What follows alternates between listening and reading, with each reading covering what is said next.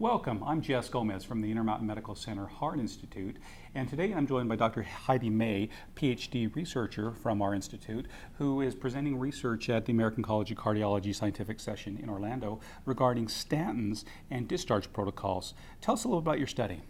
Yeah, so we looked at about 21,000 patients who got diagnosed with CAD, and we wanted to see if being discharged on a statin prescription was associated with an increased use of CAD hospital utilizations. What prompted you to look at this? So we know that the use of statins is associated with a decrease in cardiovascular events, but we didn't know how it affected future CAD hospital utilization. So that's something we wanted to look into. Tell us a little bit about the methodology. How did you conduct the study? Yeah, so we looked at whether patients, we stratified them by whether they received a statin or did not receive a statin at discharge, and we found about 85% of them did receive a statin at discharge.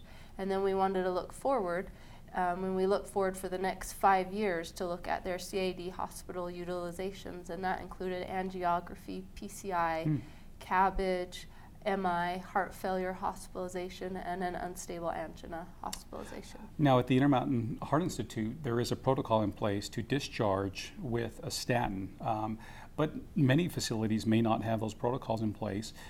So what really occurs in a busy tertiary hospital setting that may preclude statin prescriptions being properly discharged? Yeah, sometimes, like you said, the protocol might not be in place, and if they're really busy, it might be overlooked.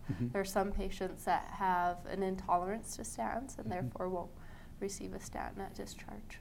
So let's talk a little bit about the findings and the takeaway from your study. Yeah, so we found out that patients not discharged on a statin had less future CAD hospital utilizations, but that was really driven by less PCIs and less angiographies. And when you took those out, we found those patients discharged on a statin did indeed then have a reduction in future MIs, unstable angina hospitalizations, heart failure hospitalizations, and CABG.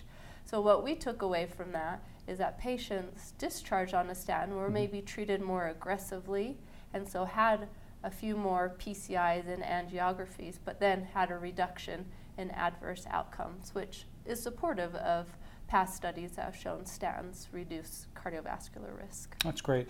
With these findings, what is the next step for you in looking at this from a broader standpoint? Yeah, I think now, since we've looked at utilizations, you can assign a money value to certain outcomes, and so that's something we want to go for forward. Are these utilizations, are they longer, are they shorter among the different groups, but really assign a monetary value to see whether statin affects cost. And in doing that, we're talking about resources, right? So additional resources needed to treat some of the manifestations of this. Yeah, longer length of stay, more intense care, while they're in the hospital. Well, congratulations on your you. research, and we are thrilled to have you with us today.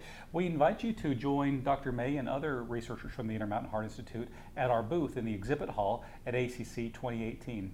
Thank you so much for joining us. Have a good day.